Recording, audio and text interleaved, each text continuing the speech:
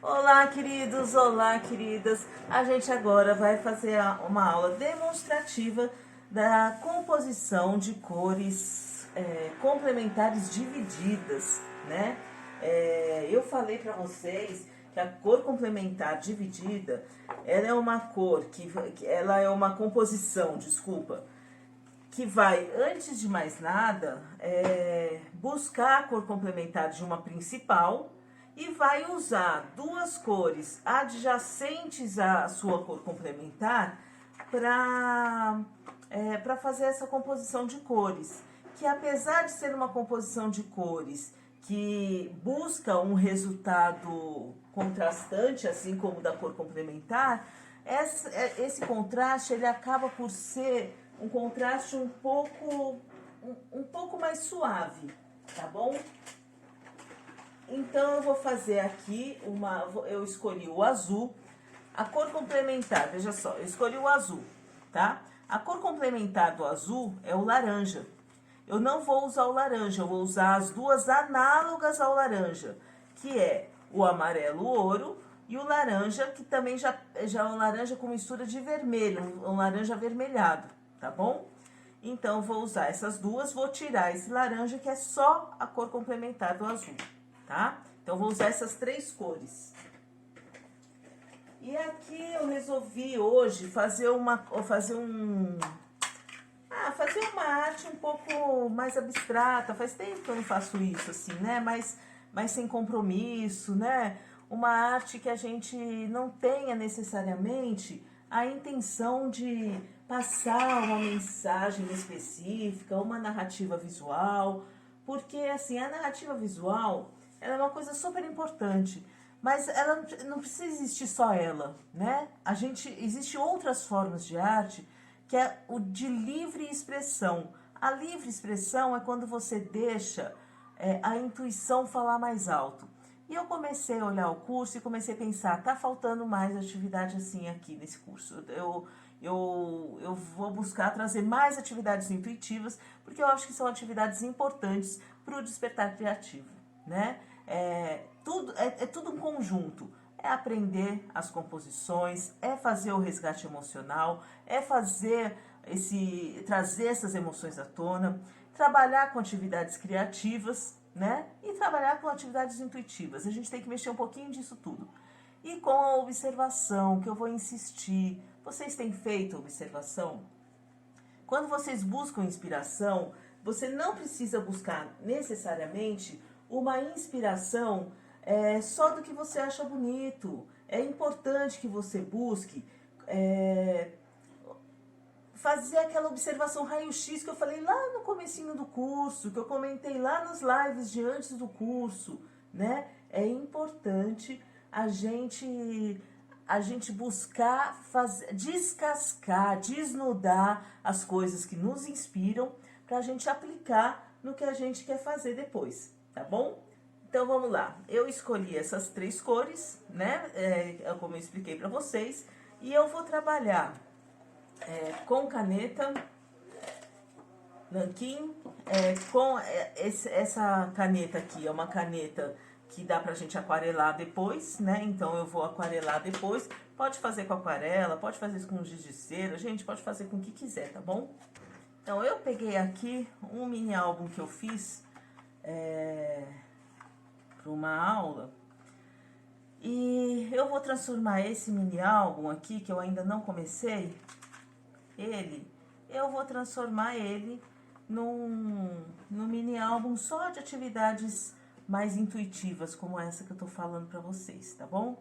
Eu vou fazer uns círculos aqui, pode fazer, se não tiver compasso, faz com tampinha de garrafa, não faz círculo, faz círculos, como que fala, não tão uniformes, sabe?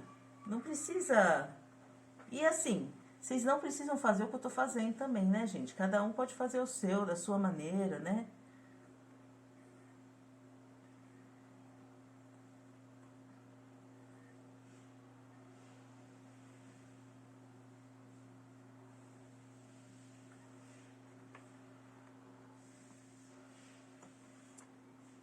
gente tem que tomar tanto cuidado, né? Porque com essa história de dar curso, a gente fica ensinando, entre aspas, né? Porque eu já falei que eu aprendo tanto quanto vocês, que esse ensinamento aqui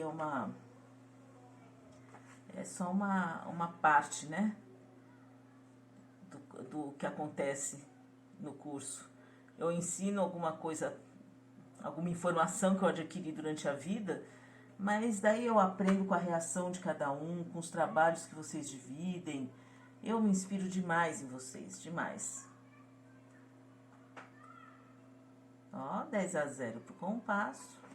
Pronto, já tá muito perto, então agora eu vou fazer com a mão.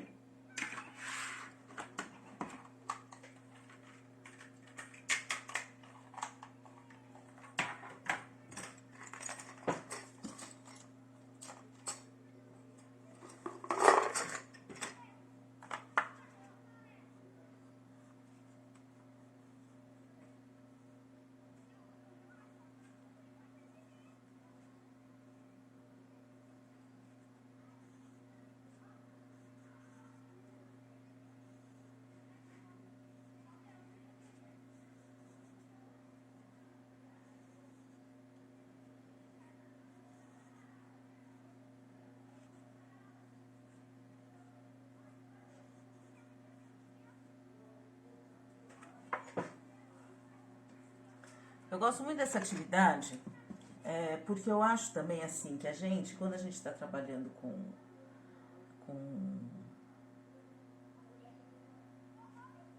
quando a gente está trabalhando com atividades intuitivas, a gente quebra aquele padrão do só pode fazer quem sabe desenhar, só pode fazer quem tem material, só pode fazer quem tem habilidade criativa, né?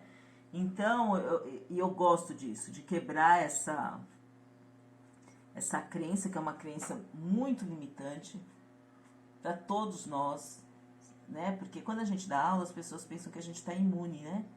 A esse tipo de cobrança, e não é verdade. Na verdade, a gente fica mais prisioneiro ainda dessa limitação pela cobrança de fora, né? Porque quando você exige isso das pessoas, um saber com certeza, saber fazer, saber executar, né? A gente acaba trazendo uma carga de responsabilidade, no sentido de que tem que ser uma coisa assim, tem que ser uma coisa certinha. E eu não acho, né? Eu acho que tem que ser o que está fazendo a gente feliz no momento, só isso.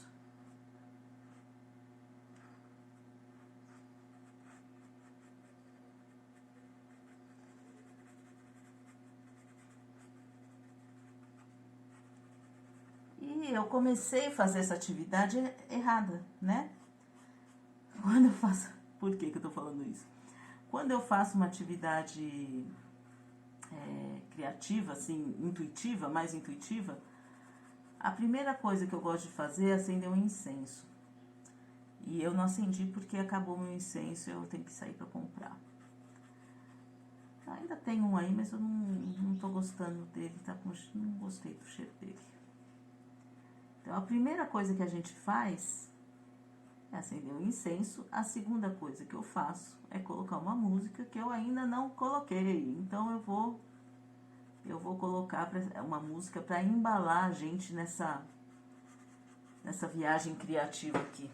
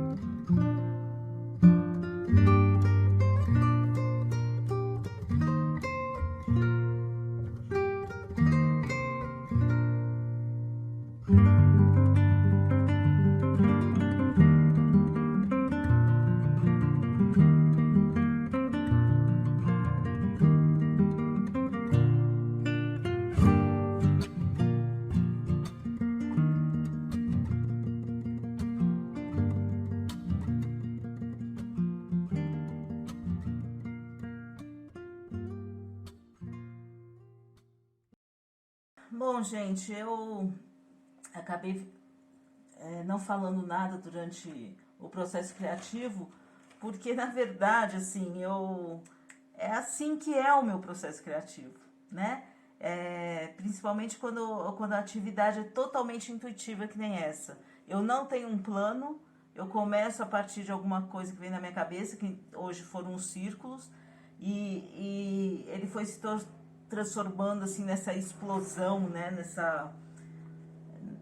Enfim, é assim que eu trabalho, eu ouvindo música alto, e vocês devem ter ouvido até algumas propagandas no meio, né, porque eu coloquei no YouTube, na trilha sonora que eu tô colocando aqui para editar o vídeo. Eu acho que provavelmente eu vou deixar esse vídeo, acho não, eu vou deixar esse vídeo na íntegra, porque é um vídeo que mostra exatamente como que é o meu processo criativo. Eu acho que é interessante passar para vocês perceberem que nem sempre a gente precisa ter um plano, nem sempre a gente precisa ter uma narrativa. Às vezes só o que a gente precisa é começar a fazer e do nada, assim, começar a fazer, porque as coisas vão surgindo, né? As ideias vão surgindo. Então aqui, como eu falei para vocês, é uma representação. Bom, eu joguei muita água aqui de propósito, porque eu queria que desse essa expandida, que fizesse essas marcas aqui, que eu acho maravilhoso, eu adoro. Eu usei da composição o azul, o amarelo ouro e o laranja avermelhado, né, para fazer a composição de cor complementar dividida. E usei como cor neutra o preto, que acabou, na hora de se diluir, acabou formando um roxinho aqui, mas porque ele se misturou com o azul embaixo, né? Mas eu não usei nenhum roxo, mas ficaria muito bom aqui, como vocês podem ver. Tá bom? Vou parar de mexer, porque a coisa mais comum de fazer é eu ficar remexendo e acabar estragando o que eu comecei a fazer aqui. Tá bom? Eu espero que vocês tenham gostado, que vocês liberem a criatividade de vocês e façam uma coisa bem solta, mas na verdade o foco principal dessa aula é a composição de cores. E só relembrando que por que ela, apesar de ter contraste, ela é mais suave? Porque quando você trabalha com mais de uma tonalidade, mais de uma cor, elas vão se equilibrando, elas vão se complementando, né? Então, se eu tivesse colocado laranja e azul, você teria mais força nas duas cores. Então, quando você coloca uma outra cor análoga, né? Essas duas cores análogas, o que acontece? Elas dividem essa tensão, então elas suavizam esse impacto, tá bom? Espero que vocês tenham gostado e até a próxima.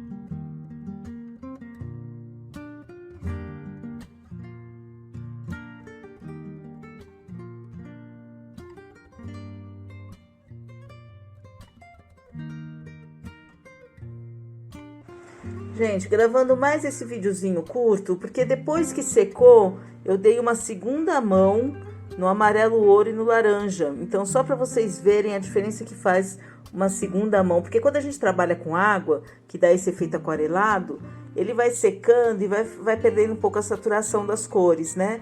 Então, eu reforcei, porque eu achei que ficou bem bonito e acho que vale a pena essa dica também na hora de falar da composição das cores, tá bom?